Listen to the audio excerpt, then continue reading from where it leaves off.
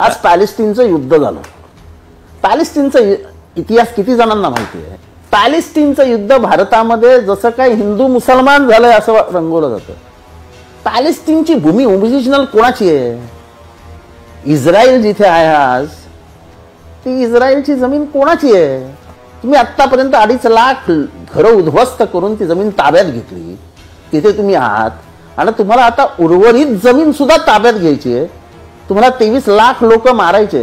म्हणजे हिटलरनी जेवढी लोक मारली नाहीत तेवढे इस्रायल लोक मारत आहे. आपण बोलत नाही.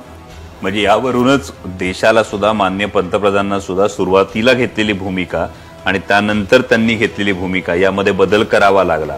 कारण का त्यांनी धोरण 9 वाजता बोलले. ते भारताचा स्वातंत्र्यानंतरचं धोरण आहे की भारत कायम नेहरूंनंतर अटल बिहारी वाजपेयींचं भाषण आहे कि अगर मध्य पूर्व एशिया में आप शांति चाहते हो तो इजराइल ने जो जमीन अपनाई है, उस पर कब्जा किया है, वो वापस दे देनी चाहिए. स्वतः अटल बिहारी वाजपेयी एवढे स्पष्ट आपले फॉरेन पॉलिसी असताना पटकन आपले पंतप्रधान बोलून गेले की आम्ही इस्रायलच्या बाजूने आहोत. तो काही हिंदू मुसलमान लढा नाही आहे. त्याला एक वेगळी पार्श्वभूमी आहे. इंग्लंडच्या हातात असलेल्या एक प्रांतामध्ये थोडीशी जागा तिथल्या विस्थापित झालेल्या ज्यूजना द्या असं इंग्लंडने प्रस्ताव मांडून एक छोटीशी जमीन दिली.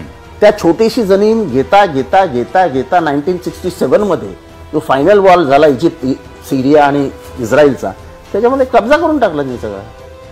आज 15,000 लोक मारली गेली. त्याच्यातले 5,000 लहान लहान लहान पोरं मारली गेली. म्हणजे UN चार्टरमध्ये जे वॉरचे निर्बंध आहेत किंवा लिमिटेशन्स आहेत, काही मर्यादा पाळायला पाहिजे, काहीच पाळल्या नाही. हॉस्पिटलवर बॉम्बिंग झालं, चर्चेसवर बॉम्बिंग झालं, मस्जिदींवर बॉम्बिंग झालं, लोकॅलिटीजमध्ये बॉम्बिंग झालं. म्हणजे सिव्हिल एरियाजमध्ये बॉम्बिंग करू नका असं एक सगळं UN चार्टर आहे आपला. काय पाळलं गेलं? कोण बोलतंय? आणि जेव्हा कोणच बोलत नाही तेव्हा मी बोलतो.